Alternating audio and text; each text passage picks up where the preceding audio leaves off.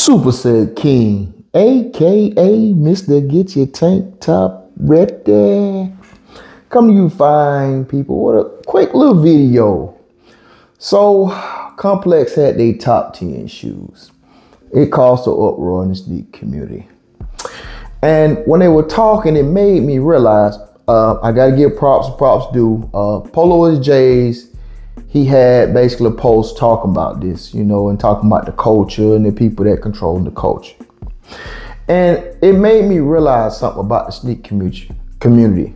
We got like subcultures actually in the culture, you know, message in the community, right? So it's like I heard somebody say, you got, you know, it's like living on one side of town, another side of town, another side of town. Because what I think is, I think everybody has their own clique in their way they do things. And I think we have to understand as older people that younger people are going to look at shoes different from us. Okay, now I am an older sneaker person, but I don't like vintage shoes. So that put me in a whole different bracket. I'm also one of the very few older people who actually like new Jordans. So that also puts me in a different bracket from people. And a lot of people who have like vintage old shoes, they get fixed up. That's not my thing, but I understand it because I know the culture, I know the history of it. And I think right now it's become a clash right now of the cultures more so than, you know, what's the top 10. Now, I got to give props once again to Polo and Jay's. You know, he brought this to the forefront. But we're going to go through, I want to talk about the pros and the cons of Complex with the top 10. And then I'm going to put my 2 cents in. The pro is the fact that they picked a GR shoe. Now, if you watch Complex, y'all know last year I had a top 10 GR and I said I was upset because they only had one GR last year, and that was just the Reimagined White Cement 3. I was like, it was so many other GRs that they could have picked from, but they didn't, so, which was cool. But this time they went from 1 to 2. I want to say that Wu-Tang was also a GR that people could actually get their hands on. Because usually they talk about shoes nobody can get their hands on. So a pro is that they have more GRs on there, and a GR actually was the shoe of the year. Now, to my older sneaker people, and I know this came from you guys, Anthony Edwards had one of the best shoes this year. Y'all heard me talk about this before. I said this way back in June. That's what my shoe of the year is. Let me make all y'all mad. That Anthony Edwards is my shoe of the year. Okay. You can't change my mind about it. I know a lot of great OGs are coming back. They're going to retro them. But the reason why that's the shoe of the year, one, like Michael Jordan always say, y'all like this shoe based off the way he played. Okay, yeah. Anthony Edwards played this year. He did. And that shoe was different.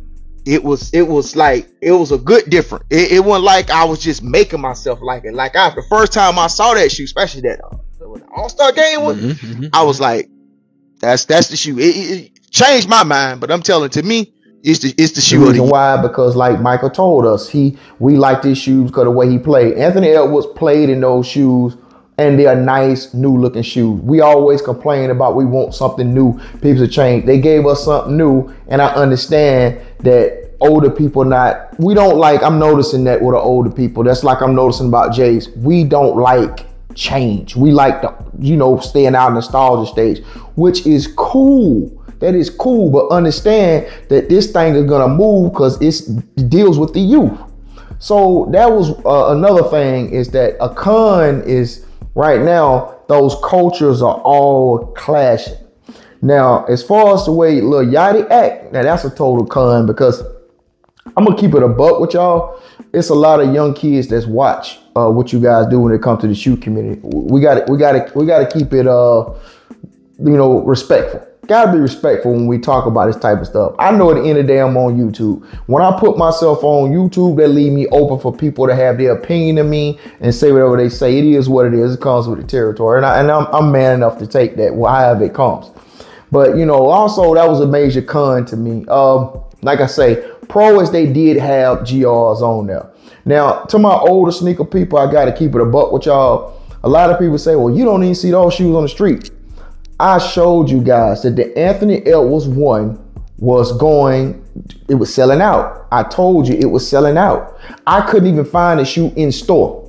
I went to go get the shoe in store. I can't find the shoe in store. Now, mind you, I'm not in a big market. I know they have the red and white ones probably in Atlanta, but I'm not in a big market.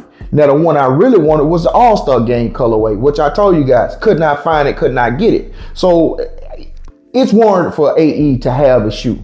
I mean, I'm gonna get to the list in a minute, how I feel about the list, but I feel like we got so many subcultures in the community that right now it's becoming like a clash.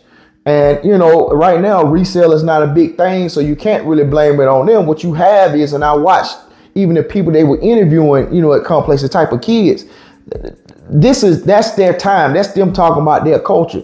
I'm just happy they did put a GR now, so I don't want to ramble about it no more. Let's talk about the actual list. All right, this is something I've never heard of in my life, so y'all got to bear with me. The J-Tips Omni Pro Grid 9. I think this is a Saucony shoe. I don't wear Sauconys like that. I mean, they was cool back in the days. Have I came across one that I like lately? No. So, you know, of course, another major con was this. How is it that you don't have the Black Cement 3 in the top 10? Must be out of your goddamn mind. When you just had the White Cement 3 last year, you know, behind that, what's that? That SB4. So how can it fall off that far that it don't even make your top 10? Message. I mean, you got to make that make sense. So I understand that. Yes, we had 2, but you definitely should have had that Black Cement 3 in there. Let's be honest about that. Number 9 is a Nigel Sylvester Jordan 4. I don't see it. Once again, you're going to put this shoe past the Black Cement 3. I just don't see this Nigel Sylvester Jordan 4 like that. It's not like that. To me, and like I say, somebody else is going to feel different. It's not like that to me. Next, we have the Futuro Nike SB Dunk. Don't wear dunks like that. So, but I understand that they're pretty much pleasing everybody with this. So I'm cool with that. Number 7 is a Wu-Tang Nike Dunk. I think this is too high. I think the Wu-Tang probably should have been somewhere between 9 or 10 personally. That's just me. I mean, it's a very classic shoe. A lot of people want this shoe back, but I don't think it should have been a 7. 9 or 10, cool, but it's not 7. All right, next we have the Action Bronson New Balance. I can understand this with New Balance because I said this a while back. A sneaker battle was brewing. I told you guys a long time ago that New Balance, Adidas, now we got ASICs in there. They're coming for the crown. So these shoes are going to be in there. So like I say, these are not shoes for me, but yeah, that's Action Bronson New Balance is 6. Number 5 is the Kai ASICS Marvel pack. Like I said, I don't wear ASICs like that. I've had come across 1 or 2 in my day, but I mean, I understand that, you know, collabs are the thing. You know, let's call it what it is. Collabs are the thing. And the youth like ASICs. I'm watching a lot of youth right now that's wearing ASICs and New Balance. I work in the gym. I see the youth wearing ASICs and New Balance all the time. So, you know, it is what it is.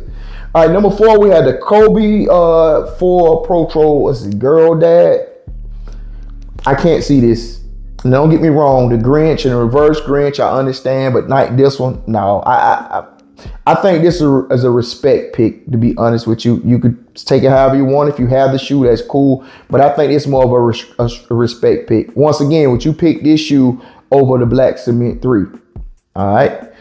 And then we have number 3, the Travis Scott Jumpman Jack. This is just because a lot of people didn't really like this Travis Scott shoe. This is the only real shoe that he just didn't take a Jordan and just, you know, put his signature on a Jordan shoe. He put some thought into it. I actually like the shoe.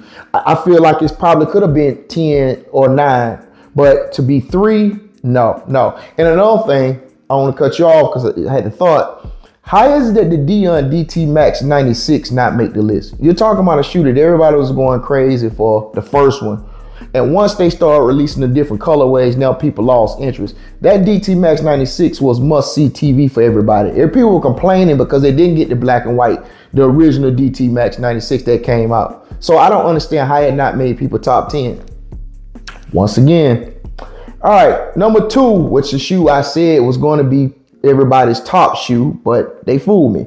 It's the Nike Jordan 4 Bread reimagined. I own this shoe.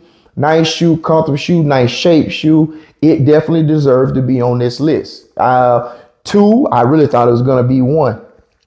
Number one, the Adidas AE1. Like I said, things are changing now.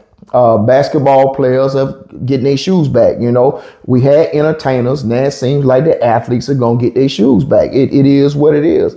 I'm happy that he did get shoe of the year because it gives hope, and it also make these designers think outside the box and start bringing us new stuff. Say as you wish.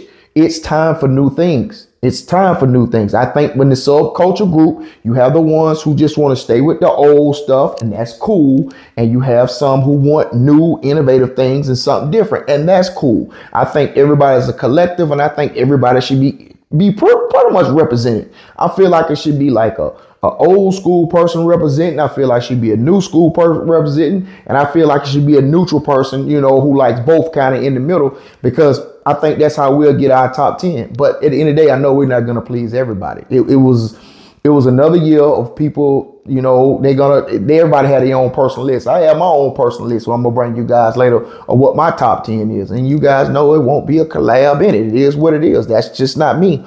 But just want to say this, my little spiel on this whole complex thing. And I think what we're doing, I think we're taking this thing way too serious right now. I'm seeing the tension.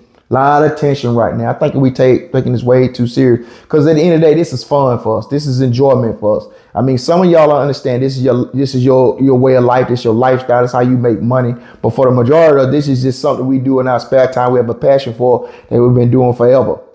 But always remember over here, keep the body tight, feet right, it up.